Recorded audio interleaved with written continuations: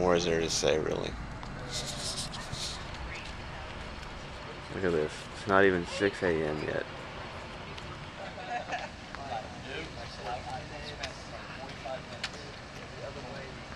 One thing I like about Marisa, whenever she's on camera, she smiles.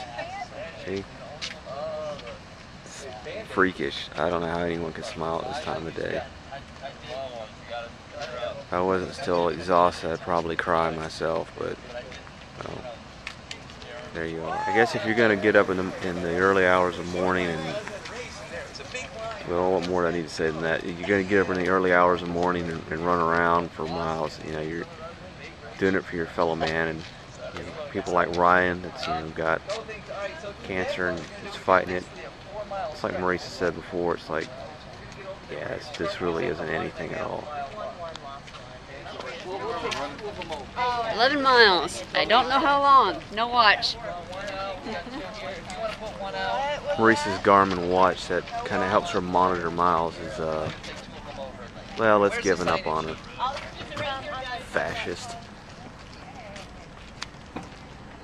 Me? I'm gonna go find a fast food joint and get some.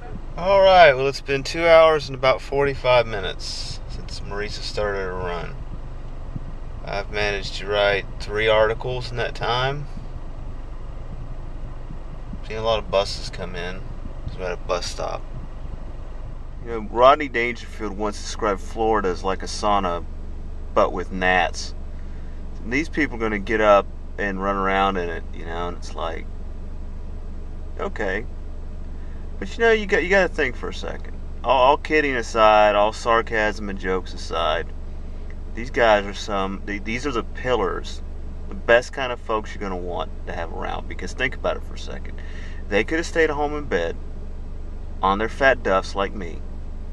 But instead, they got up and they trained to do this run, and they spend their time raising money for people that have cancer, that have leukemia and lymphoma. All joking aside, these people are the bomb. They're the ones that get it done.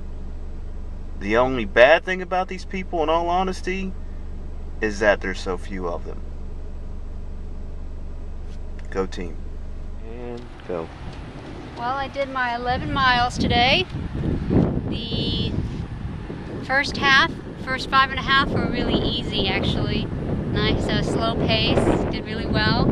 At about 6.5, I started to feel a little achy, but I ran it off. At about 8 miles, I kind of caught my second wind, and I did really well until about 10 miles. At around 10 miles, I started to feel it, but at 10.5, I was aching right here.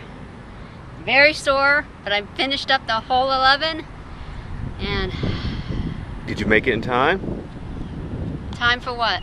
You gotta make it like 16-minute mile. I don't have... My fancy running watch is broken. Oh, forgot about that. It's on later on. So for about 2 weeks or so, maybe 3, I don't know my pace. Sorry guys, I don't know how long it took me. Go. You sure? We're in the parking lot here. Last one here. There's one other woman who was behind me. And everyone else, we're at the longer distances now. They can do it in half the time I can. So by the time I get back, they're all gone. Except for Coach. Not all.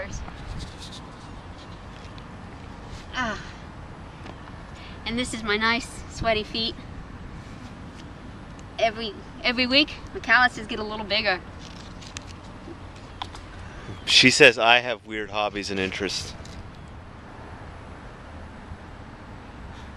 I'm vindicated in my love for chocolate milk. It's one of the best post-run recovery drinks. Why is that?